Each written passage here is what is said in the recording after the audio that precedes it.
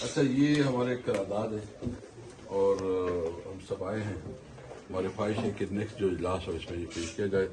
ये इमरान खान के बारे में हम चाहते हैं कि उसकी रिहाई हो और उसके खिलाफ गैर कानूनी मुकदमात जो है खत्म हो।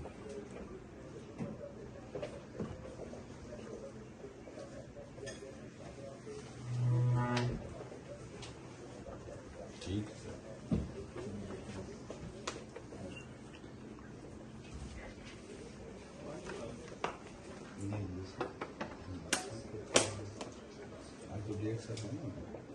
पाँच तारीख है।